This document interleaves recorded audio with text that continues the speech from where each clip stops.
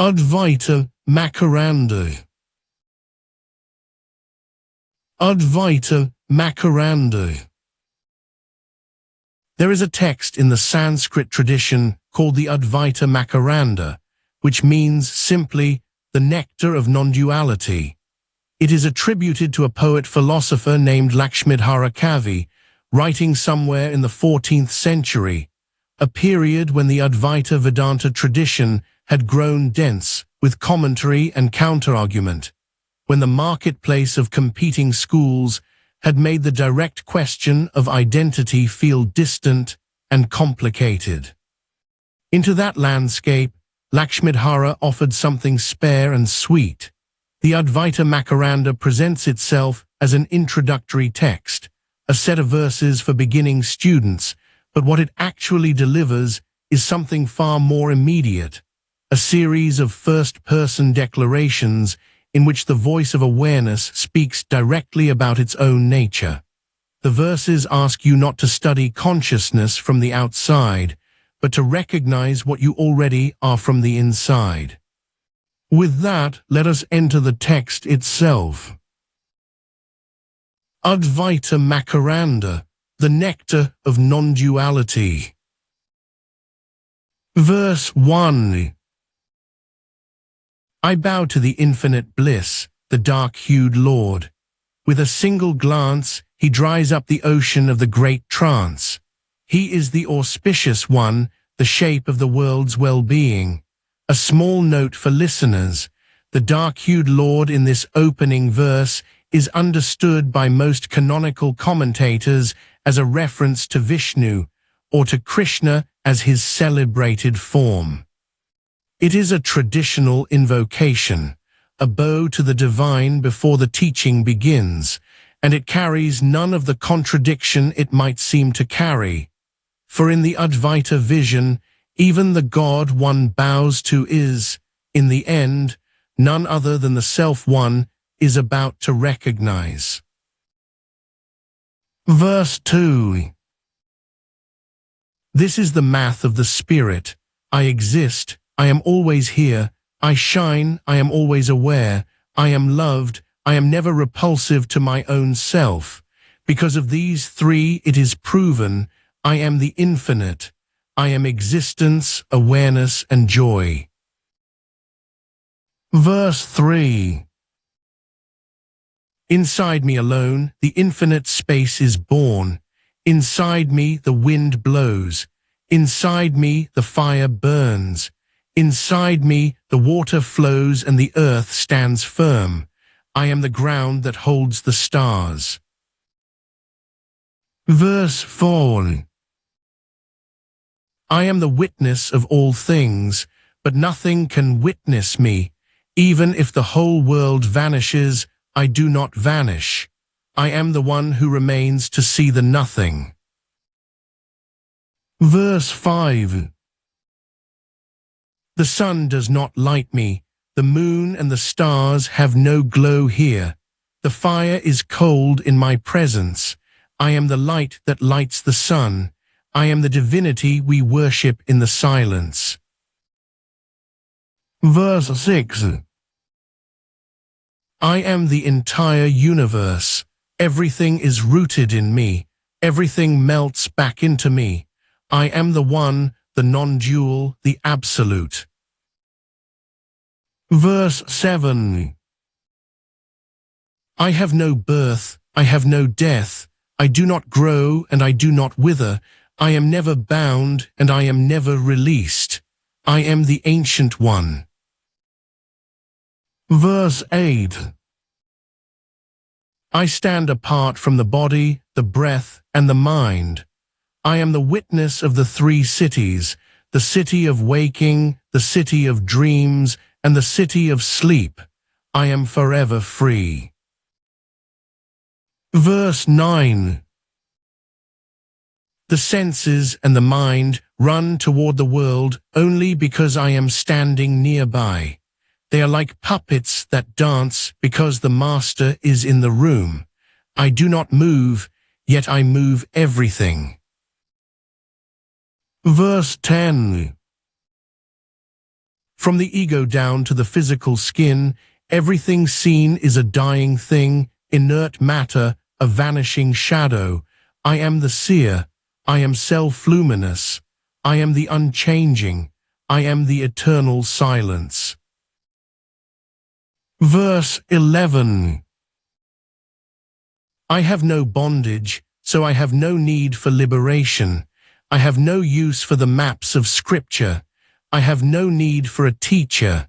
I am the solid mass of awareness, unmoving and pure. Verse 12. I have no merit, and I have no sin. I have no pleasure, and I have no pain. I have no magic word, no holy river to bathe in, no ancient book to study, and no ritual to perform. Verse 13. I am not the eating, I am not the food, I am not the eater. I am Chit-Ananda Rupa, the one whose very nature is awareness and bliss together, inseparably, as a single substance. I am Shiva, I am Shiva. Verse 14. I am not the mind that doubts. I am not the intellect that decides. I am not the ego that claims, nor the memory that clings. I am not the hearing, nor the tasting, nor the smelling, nor the seeing. I am not the space, nor the earth, nor the fire, nor the wind. I am Chit-Ananda Rupa, awareness and bliss as one undivided nature. I am Shiva, I am Shiva. Verse 15. I am not the vital breath, nor the 5 winds that move the body. I am not the 7 metals of the flesh, nor the 5 heavy cloaks. I am not the voice that speaks, nor the hands that grasp, nor the feet that walk. I am not the gates of creation or waste. I am Chit-Ananda Rupa, awareness and bliss as one undivided nature. I am Shiva, I am Shiva. Verse 16. I have no hatred and no attraction. I have no greed and no delusion. I have no pride to defend and no jealousy to burn me. I have no duty, no need for wealth, no hunger for pleasure. I have no need even for freedom, for I was never bound. I am Chit-Ananda Rupa, awareness and bliss as one undivided nature. I am Shiva, I am Shiva. Verse 17. I am not the merit of a good deed. I am not the stain of a sin. I am not the pleasure of the world, and I am not its pain. I am not the magic word, nor the holy river, nor the ancient book, nor the ritual fire. I am not the act of eating, nor the food, nor the one who is hungry. I am Chit-Ananda Rupa, awareness and bliss as one undivided nature. I am Shiva, I am Shiva. Verse 18. I have no death and therefore no fear. I have no caste, no lineage and no family name. I have no father and I have no mother, for I was never born. I have no brother, no friend, no master and no student. I am Chit-Ananda Rupa, awareness and bliss as one undivided nature. I am Shiva, I am Shiva. Verse 19. I am beyond doubt. I am beyond form. I am the power that moves through all the senses, yet I am untouched by them. I am everywhere at all times. I am not the attachment, and I am not the release. I am the unfathomable. I am Chit-Ananda Rupa, awareness and bliss as one undivided nature. I am Shiva, I am Shiva. Verse 20. I am the place where the entire universe vanishes. I am the place where the mind falls silent. I am the place where the body is forgotten. Where there is no two, there is no grief. Where there is no other, there is no fear. Verse 21. I am the one, the non-dual, the absolute. Verse 22. I bow to the Atman of all. Everything is in me, everything comes from me. I am everything, and I am everywhere. I am the eternal presence. To that all self I bow. Verse 23. The witness stands alone, unmoving, but in front of it, the subtle body, the mind machine, appears. Consciousness reflects in that machine like sunlight hitting a glass. That reflection, that glint of light, is what we call the individual soul. It is a shadow playing at being a person. Verse 24. The soul-ness of this reflection is a mistake. It is a mask placed over the witness. But when the veil is torn away and the difference is seen, the individual vanishes back into the light. The reflection returns to the face. Verse 25. There is a power that hides the gap between the Creator and the created. Because of this power, the unchanging Brahman appears to be changing.